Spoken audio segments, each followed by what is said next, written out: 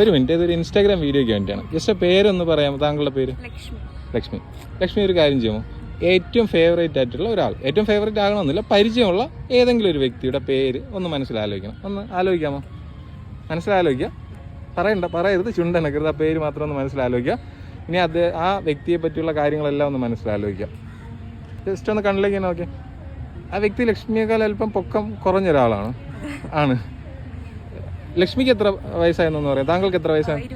22. Same age ആണല്ലേ? 22 വയസ്സുള്ള ഒരാളാണ്. ആള് ഒരുമിച്ച് പഠിക്കുക അങ്ങനെ എന്തോ ആണെന്ന് തോന്നുന്നു. ആള് ഇച്ചിരി ട്രഡീഷണൽ ഡ്രസ്സിങ്, ഇച്ചിരി മോഡേൺ ആയിട്ടൊക്കെ ഡ്രസ്സ് ചെയ്യുന്ന ഒരാളാണ്. മോഡേൺ ആയിട്ടുള്ള കുറേ കാഴ്ചപ്പാടൊക്കെ ഉള്ള ആളാണ്. ഇച്ചിരി എന്താ പറയുക, ഇൻഡിപെൻഡൻ്റ് ആയിട്ടുള്ള ആളാണ്. ആളുടെ ഒരു പ്രത്യേകതയായിട്ട് പറഞ്ഞാൽ ആൾ ഭയങ്കര സത്യസന്ധയാണ് അല്ലേ? ആണ്, ഫീമെയിലാണ്. ആള് മോഡേൺ ഡ്രസ്സിങ്ങൊക്കെയാണ്, ഓണസ്റ്റി ഉണ്ട്. അതുപോലെ തന്നെ ആള് ക്ലാസ് ടോപ്പർ ആണെന്ന് തോന്നുന്നു. ആണോ? നിങ്ങൾ ഈയിടയ്ക്ക് എന്തെങ്കിലും കാര്യങ്ങൾ എന്തെങ്കിലും സംസാരിച്ചോ? ഒന്ന് മനസ്സിലായി, എന്തെങ്കിലും കാര്യത്തെപ്പറ്റി സംസാരിച്ചൊന്ന് മനസ്സിലാലോചിച്ചാൽ മതി, എന്തെങ്കിലും വിഷയത്തെപ്പറ്റി. ഈ വിഷയം എന്ന് പറയുമ്പോൾ എഡ്യൂക്കേഷനുമായിട്ട് ബന്ധപ്പെട്ട എന്തോ ഒരു കാര്യം തന്നെയാണ്.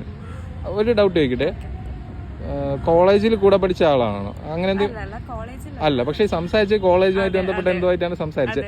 എനിക്കൊന്ന് യൂണിവേഴ്സിറ്റി സർട്ടിഫിക്കറ്റുമായിട്ട് ബന്ധപ്പെട്ടാണ് സംസാരിച്ചത്.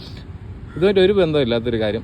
താങ്കളുടെ ജന്മനക്ഷത്രം ഒന്ന് മനസ്സിലാവില്ലായിരിക്കുമോ? ആലോചിച്ചാൽ മതി കേട്ടോ. എൻ്റെ മുഖത്തേക്കൊന്ന് നോക്കി, കൈ ഒന്നും തരുന്നില്ല, കൈ വലത് കൈ ഇങ്ങോട്ട്. ഓക്കെ, മലയാളത്തിൽ എഴുതുമ്പോൾ 3 അക്ഷരമാണ് അതിന്. ചതയ നക്ഷത്രമാണോ? ആണ്. ഓക്കെ, ഇനി മറ്റെല്ലാം മനസ്സിൽ കളഞ്ഞിട്ട് നേരത്തെ മനസ്സിലൊരാളുടെ പേരുണ്ടല്ലോ, ആളുടെ പേര് ഇവിടെ ഇടത്ത് നിന്ന് വലത്തേക്ക് ഇങ്ങനെ എഴുതിയിരിക്കുന്നതായിട്ട്, ഇംഗ്ലീഷിൽ എഴുതിയിരിക്കുന്നതായിട്ടൊന്ന് മനസ്സിലാലോചിക്കുക. ഓക്കെ, എന്നിട്ട് എൻ്റെ കണ്ണിലേക്ക് തന്നെ നോക്കിക്കോ. ആ പേരിൽ നിന്ന് അതിൻ്റെ ഒരു സെൻറ്റർ പോർഷനിൽ നിന്ന് ഏതെങ്കിലും ഒരു ലെറ്റർ ഒന്ന് മനസ്സിലാലോചിക്കാമോ?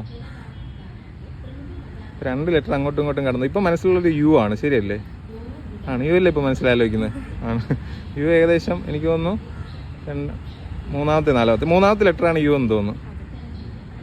എൻ്റെ കയ്യിൽ ഇങ്ങനെ മുകളിൽ വലത് കൈ വയ്ക്കാമോ?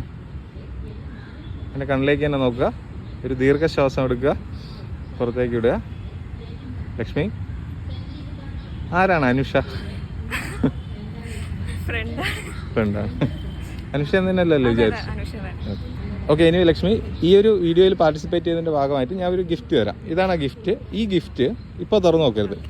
ജീവിതത്തിൽ എപ്പോഴെങ്കിലും മോട്ടിവേഷൻ വേണമെന്ന് തോന്നുന്ന സമയത്ത്, ലൈഫ് ബോറായിട്ടിരിക്കണം, എന്ത് ചെയ്യണമെന്ന് അറിയില്ല, ഇച്ചിരി പ്രചോദനമൊക്കെ വേണം, മോട്ടിവേഷനൊക്കെ വേണമെന്ന് തോന്നുന്ന ആ ഘട്ടത്തിൽ മാത്രം ഇത് തുറന്ന് അതിനകത്ത് എഴുതിയിരിക്കുന്നത് വായിക്കുക. ഇപ്പോൾ ഒരിക്കലും തുറന്നു നോക്കരുത്. അങ്ങനെ ഒരു ഫീലിംഗ് വരുമ്പോൾ മാത്രം അത് തുറന്നു നോക്കാം. Okay, thank you.